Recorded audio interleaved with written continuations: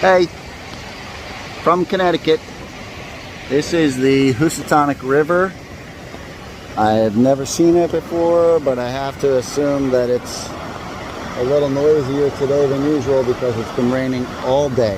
I think it didn't rain between 2:30 and 3:45. Other than that, the rain's been coming down since 9 o'clock. So this is my first Connecticut video. I've been wearing my hands-free umbrella all day, but the temperature has been a perfect 48 degrees-ish all day too.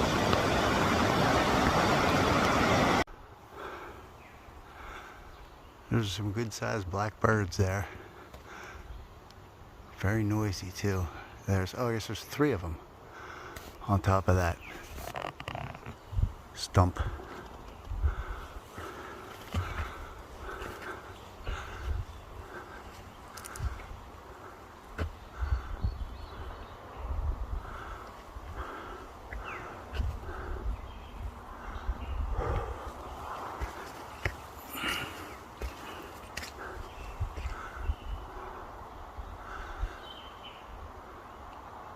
I'm, I don't know, 30 feet away. There they go.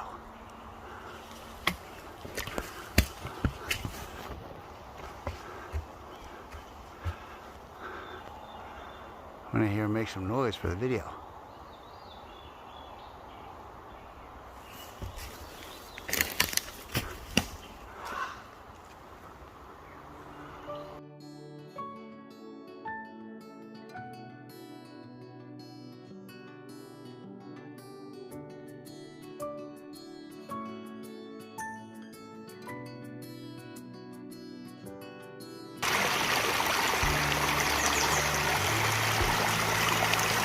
A lot of rain recently. The creeks are high, which means the river's high.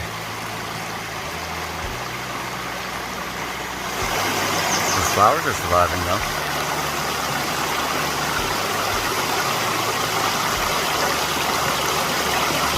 And as it goes, the river will probably continue to get high for the next day or so as the water makes its way to the river.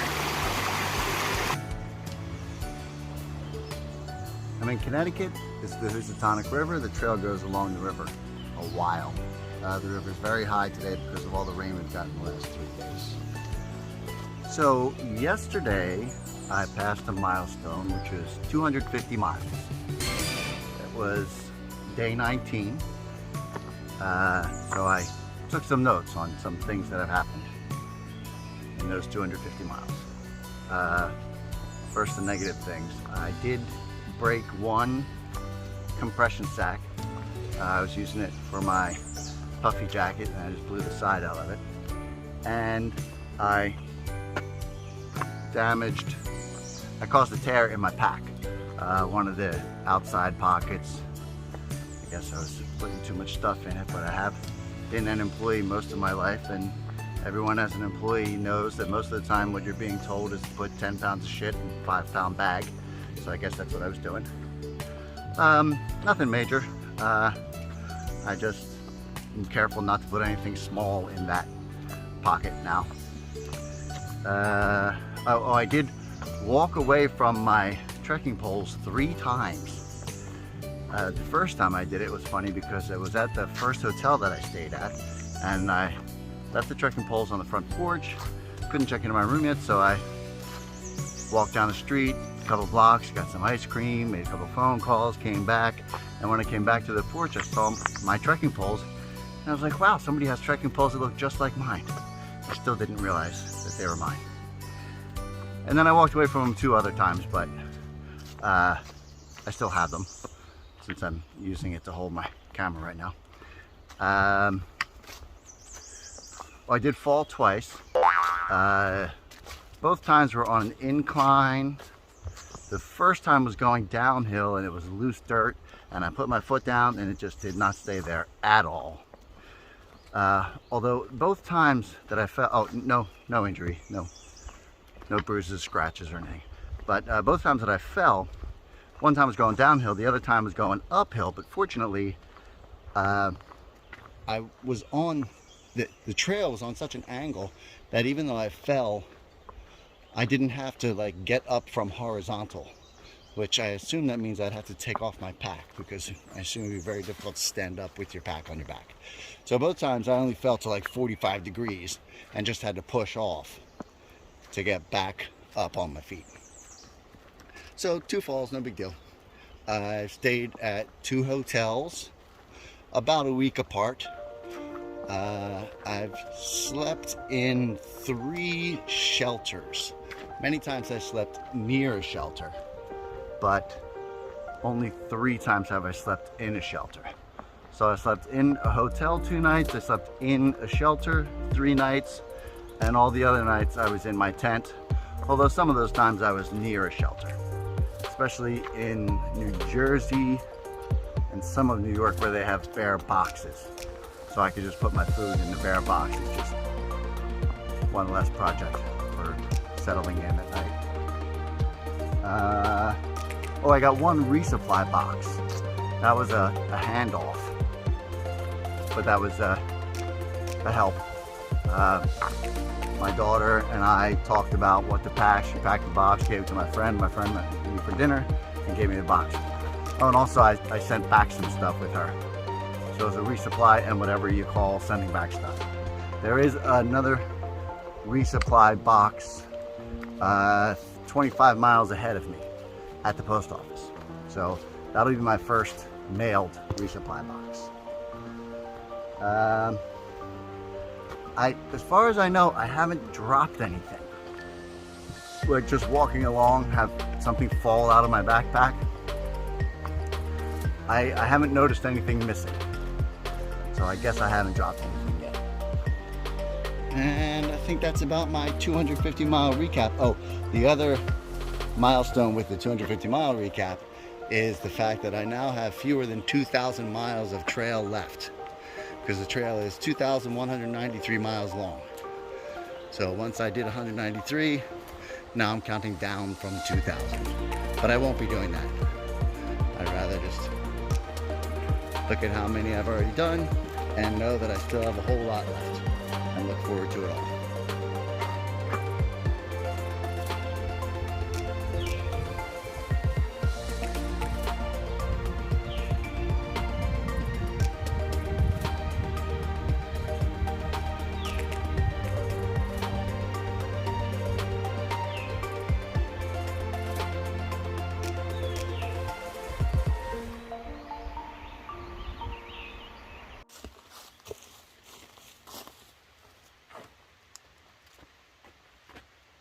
This looks like a good spot.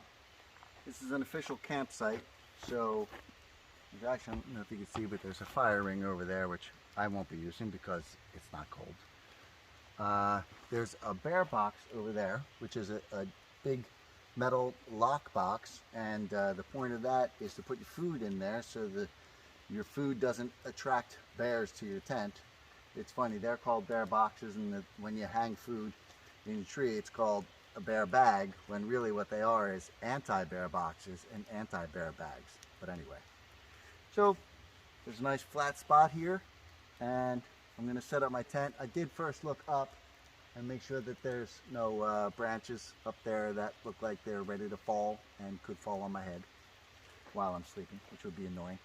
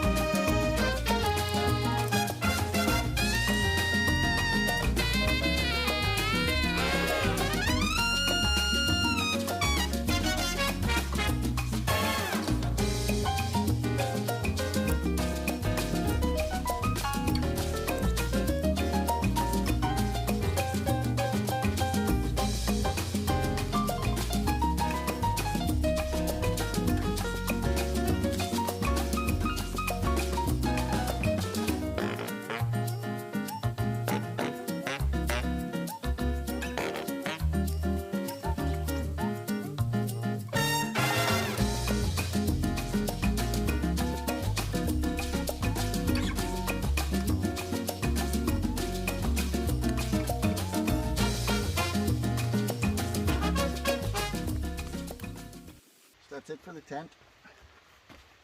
Now I'm going to grab all my sleeping stuff, and that'll go in the tent. And my food bag, of course, is at the bottom of my backpack, because you want the heaviest thing in the bottom of your backpack. It's just better for weight distribution to have it in the bottom of your backpack while you're carrying it all day. So I'll put the sleep system parts in the tent, and I'll put the food bag over there in the bear box.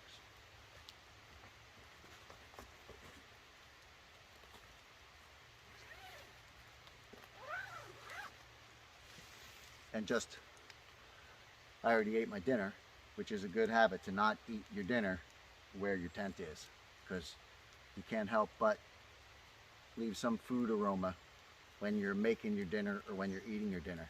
So a good habit is just eat your dinner before you get to where you're going to sleep. That way the food smell is not here at all.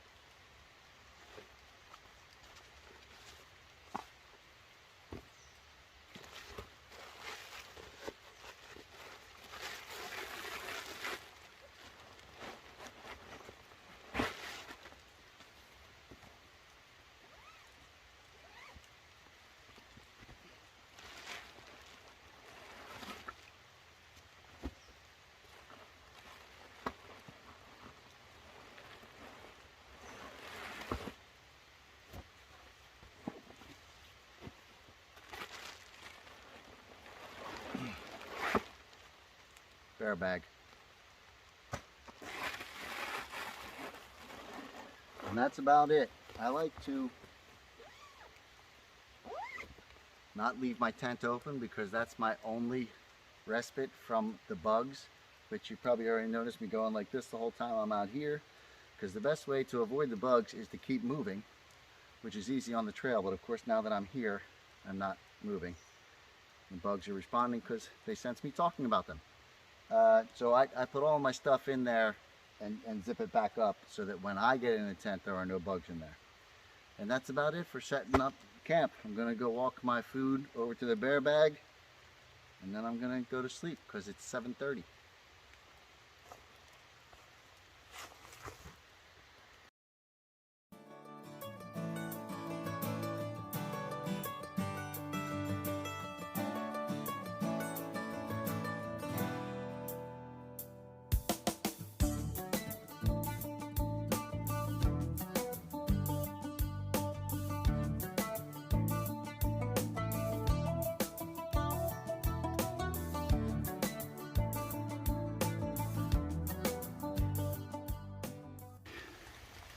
I learned a little bit about trail construction at Bear Mountain, where they had a lot of explanation and a lot of pictures showing different things that are used along the trail to keep it walkable.